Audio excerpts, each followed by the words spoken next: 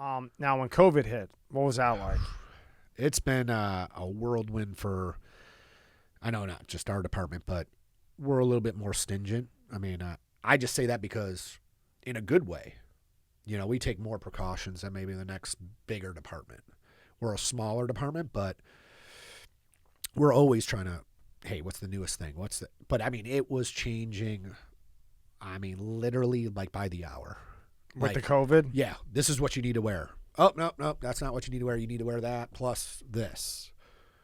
Next shift, you'd come in. Hey, I know you were wearing this, and this, but we need to wear that. Take away that. By like weeks 6, 7, 8, I was like, I don't even know what we're doing. I'm so confused. Yeah. What are we supposed to be doing right now? And like every day we came in, it was but that's how it was changing. It was just like, man, this is new. We want you to wear this. This is the CDC guideline for here. It was intense there for a while. I mean, as far as now, it's a little bit more leveled out. But in the beginning, it was just like, what do you want us to do? People were lined up in hallways, Wow. So now it's like, okay, we got a little bit of a grasp on this. Okay, they can test now. When there was no testing, it was just, you're here. Free for all, Yeah. right? And how many people in your department got it? We're still getting it. Yeah. Well, and the thing is, like, our department's very proactive. So I may not have any symptoms, but if my wife tests positive or a girlfriend or your husband or whatever, then they're like, hey, because you've been in close contact, you're home.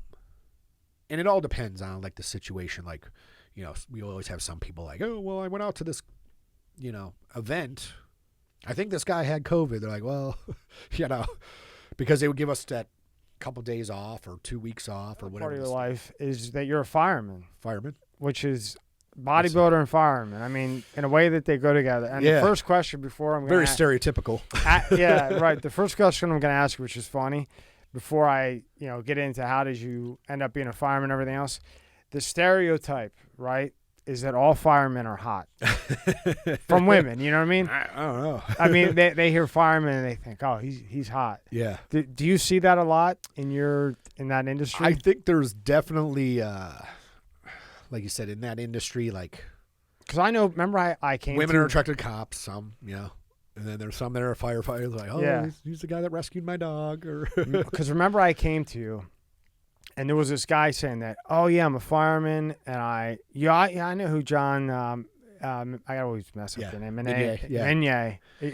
For the record, if you see it on paper, it does not, it's not spelled like trust Meunier. me. That's, you know how many people call me a week? Yeah. And now when you're training like that or getting ready for that, like South Carolina, these bigger ones, how much of a mental and emotional toll does that take on you? It's a beating. Is it really? I don't mind it. Personally, it is tough. It's tough when you're trying to hold a job and, work and stuff. I mean, you got to have good coworkers, understand, like, hey, he's got to eat at a certain time, The hardest part is relationship-wise. Not everybody understands that side and, like, well, we could go out to eat. You could eat healthy. I'm like, no, I need to eat X, Y, Z. Like, if I can eat this, we can go out to eat and have sushi and have whatever. I have no problem doing that. And I did that later on in my bodybuilding career. Like, I would eat my meal and then go out with my wife and daughter and still sit with them while they ate. I just sat there with water. I know, like, if I'm dieting too hard, and I'm not big or anything, but I've been up and down, nowhere near you. So I'm not even trying to compare myself even close to you. I agree, everybody, yeah. I know, like, you get moody. Yeah. Right? Absolutely. So how much of a toll, not only just, like, you can't go out to dinner, how much of a toll does it take on a, like, the intimacy of a relationship or the affection of a relationship? It takes a strong... This is what I tell my girlfriend now. I go, it takes a strong individual, and thank God she's in that.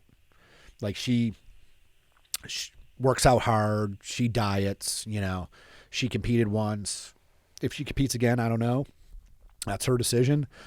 But you really have to understand this game because it will make or break a relationship sometimes. And, I know for me, if you don't have that partner that understands it and can deal with it, or, it will break you, you know. And then what was probably the most challenging thing that you've had to do as a either an EMT part of your job or as a fireman? What was just, I mean, I'm sure there's been tons, but what was just one that pops in your head that was really challenging and just really insane? I think the most challenging thing, because I'm not good at it, you know. I'm more of like, let's just get it done, do it type guy. Let's fix the problem, you know. Yeah. Let's fix it. But when you can't fix it and you got to go tell, you know, a daughter, hey, your dad's passed away, your mom's passed away, you know. And like I said, with you the have kids, to do that? Yeah. I mean, there's you've had to do that? Oh, yeah, I've had to do it. Man. And there's been times where, hey, you know, your son who's 2 that drowned, like, unfortunately, we do everything we can, but I don't know what's walking balloon. Like, you could probably pop me. I have so much water in me. And when I first got the creatine, I bought it at my gym. So, of course, it was probably jacked up price-wise. It literally just said creatine, monohydrate. And I'm like, well, how do you do this? And the guy's like, you got to take it with warm grape juice that absorbs it.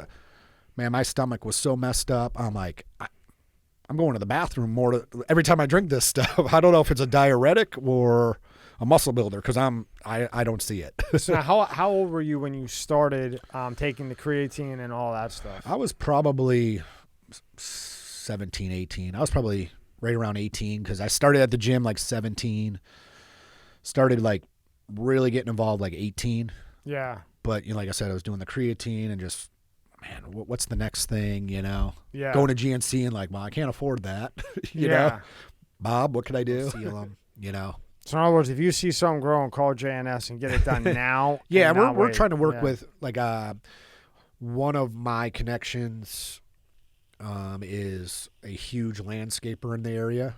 So he's got other tools, you know, like, hey, I got this formula. This will really kill him, you know. So it'll kill him. Another day or 2, you can come back and pay, you know, seal and then them. you'll seal the cracks. Yeah, without digging them up. Yeah, and if it is something that's, hey, listen, this is why you're getting, you know, all these pavers over here are super tight, but over here they're maybe because you're driving a big truck or something like that that's heavy, or they just started, you know, sinking because of the structure or the concrete or the sand is washing away. You know, we're hoping to get some tight contacts where we can, hey, call this guy and he doesn't have to pull them all up, but just this area, make them tight. Right. Again, and then we'll seal them because we don't want to. My partner Sean